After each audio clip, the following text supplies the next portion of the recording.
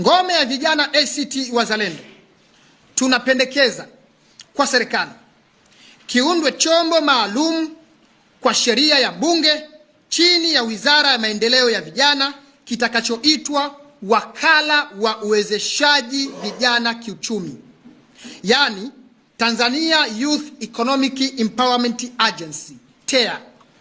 Chombo hiki kiwe na jukumu lake kuu liwe ni kuratibu utolewaji na urejeshaji wa mikopo, kufuatilia, kuhamasisha, kushauri na kulea vijana kimaarifa, kutoa ushauri wa kitaalamu kwa vijana kuhusu miradi na shughuli za kiuchumi, kusimamia marejesho ya mikopo na kuwaunganisha vijana na fursa mbalimbali za kiuchumi, kuratibu na kukusanya taarifa za fursa kwa vijana kutoka idara zingine za serikali.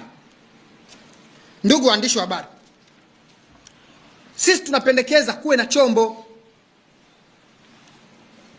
Kukiwa na chombo, tutatatua changamoto ya fedha za halmashauri. Tukiwa na chombo, tutatatua changamoto ya fedha zinazotoka serikali kuu. Hiki chombo kiwe na mkurugenzi wake na management ngazi ya taifa. Hiki chombo kiwe na bodi.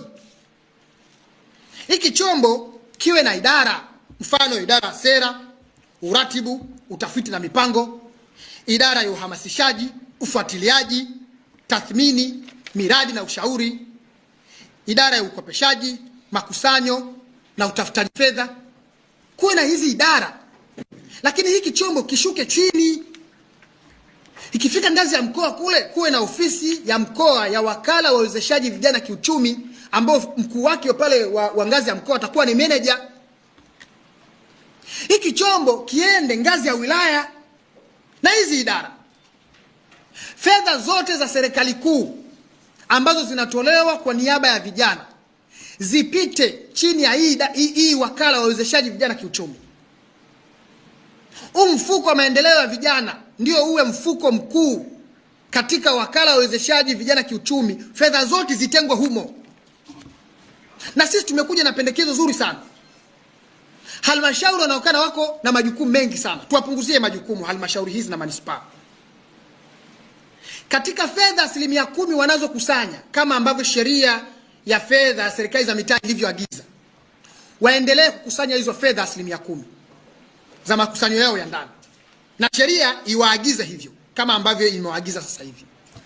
Fedha 4% kutoka hizi fedha 10%, zile 4% za vijana zichukuliwe zipelekwe Wakala wa Uwezeshaji Vijana Kiuchumi kwenye mfuko wa maendeleo ya vijana.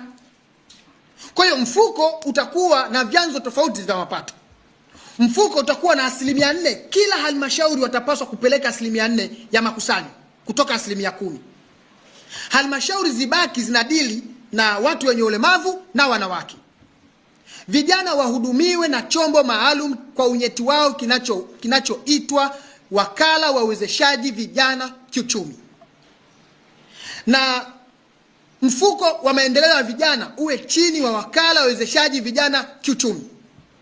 Serikali inatoa sijui bilioni 200, bilioni 300, bilioni 100, zisipite sijui wizara za sekta. Fedha ziende kwenye mfuko wa maendeleo ya vijana chini ya Wakala wa Uwezeshaji Vijana Kiuchumi. Huko ndio uratibu utakuwa vizuri. Kijana atakuwa anajua anaenda wapi. Sasa hivi hakuna chochote. Kula halmashauri ni upigaji, wizi, fedha zikusanywi, ujanja, fedha zinaliwa, vijana wanabaguliwa, vijana wameamua kuacha. Huku juu fedha zinazotolewa, Mheshimiwa Rais anatoa fedha bilioni 200, waziri anakuambia zimekwenda wizara za sekta. Utaratibu ukoje wizara za sekta? Hasemi. Zimepelekwa shilingi ngapi kila wizara? Hasemi. Haya mambo yanapaswa kukomeshwa, na dawa ya kutatua changamoto hii ni kuwa na chombo maalum kinachoweza kusimamia vijana na kuwezesha vijana, kitakachokuwa kinaitwa Wakala wa Uwezeshaji Vijana Kiuchumi.